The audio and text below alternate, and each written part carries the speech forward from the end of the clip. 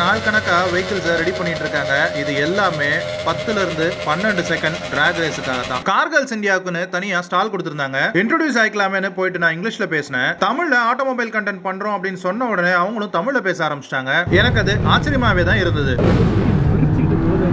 i20 ST மா? ஆமா.